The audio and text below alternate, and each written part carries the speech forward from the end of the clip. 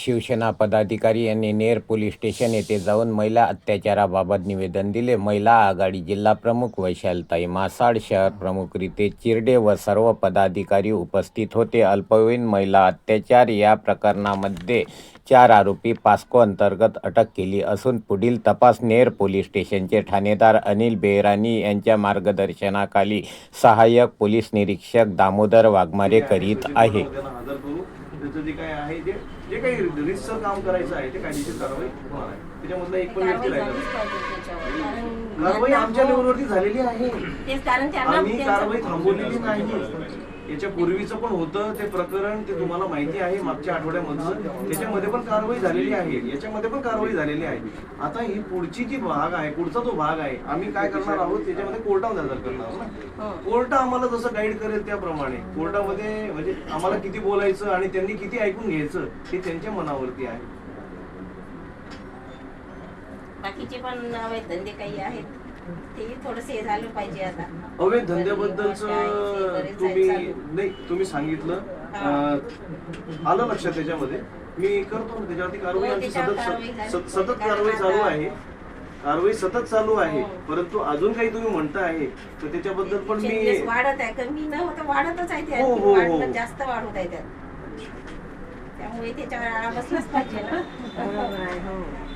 नाही बरोबर आहे ना. तुम्ही सांगणं अपेक्षित आहे, आम्ही ऐकून घेणं अपेक्षित आहे. करूया आपण महिला आघाडी बाकी प्रमाण वाढतच आहे, खूप प्रमाण वाढत आहे. मोबाईलचा वापर जो आहे हा सर्व विद्यार्थ्यांना टाळता येत असेल तर बघा. आम्ही जेव्हा जेव्हा पोलीस स्टेशनच्या मार्फतीने वर्कशॉप घेतो प्रत्येक ठिकाणी, प्रत्येक शाळेमध्ये, असं कोणती शाळा राहिली नसेल नेर तालुक्यातील की जिथं मी माझं वर्कशॉप घेतलं नसेल. 8 महिने झाले मला इथे येऊन. 8 महिन्यामध्ये मी प्रत्येक शाळेमध्ये 1 किंवा 2 वेळा तरी जाऊन सांगितलेलं आहे की टाळा, विद्यार्थिनींना मोबाईलपासून दूर ठेवा. आई वडिलांची जबाबदारी आहे. सिम तुमच्या नावावरती मिळत नाही जोपर्यंत तुम्ही 18चे होत नाही. हे आई वडिलांचं आहे ना. प्रत्येकाच्या घरामध्ये पोलीस जाऊन तर बघू शकणार नाही की तुम्ही तुमच्या मुलांना काय देता काय देत नाही. हे तर त्यांची जबाबदारी आहे. आई वडिलांची आहे. पण कसं आहे का घराच्या बाहेर निघाल्यानंतर मुलीकडे जेव्हा येतं तेव्हा आई वडिलांना माहिती नसतं. आणि कसं आम्ही बऱ्याच वेळा कंप्लेंट केल्यात आणि म्हणजे पोलिसांचं गस्त पाहिजे. शाळा म्हणा, रोडने म्हणा, जेव्हा शाळा कॉलेज तेव्हा पूर्ण इकडने हा जो रोड आहे मालिकाड, त्या रोडने मुली येत असतात, मुलं असतात. माझे मुलं भरपूर असतात, काही कॉलेजचे असतात, पण काही अशी जे काही कॉलेजमध्ये नाही शिकणारी नाही आहे तशी मुलं गाड्यावर भरपूर असतात. टवाळकी करणारे जास्त असतात. त्याच्यावर कुठेतरी आळाही बसला पाहिजे. मागे आम्ही दामिनी पथकाचं पण खूप वेळा 2-3 वेळा म्हटलं का दामिनी पथक आवश्यक आहे. बस स्टँडवर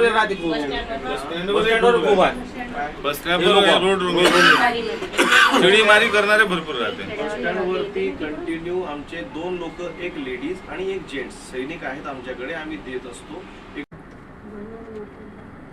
आम्ही त्याच्यावर करतो चर्चा.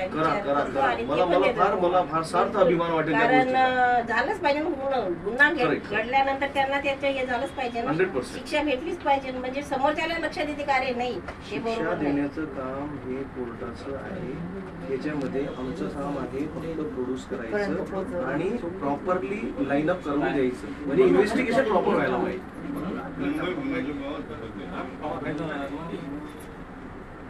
Excuse me sir, Shivaji high school समोर सर बाजारवळ तयार झालेली आहे. त्यामुळे तिथं मुलं मुली असे नेमके टपोरे मुलं हे राहण्याचं स्थळ झालेलं आहे.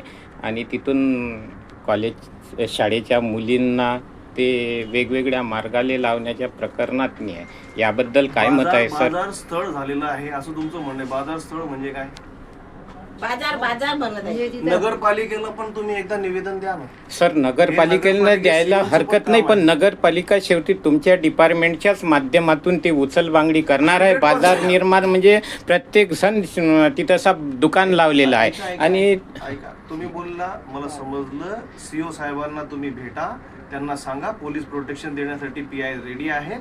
तुम्ही आमच्याकडनं मागणी करा. एकाच्या जागी आम्ही 2 अंमलदार देऊ त्यांना. परंतु त्यांचं काम आहे, त्यांनी ते काम करावं. वेलकम.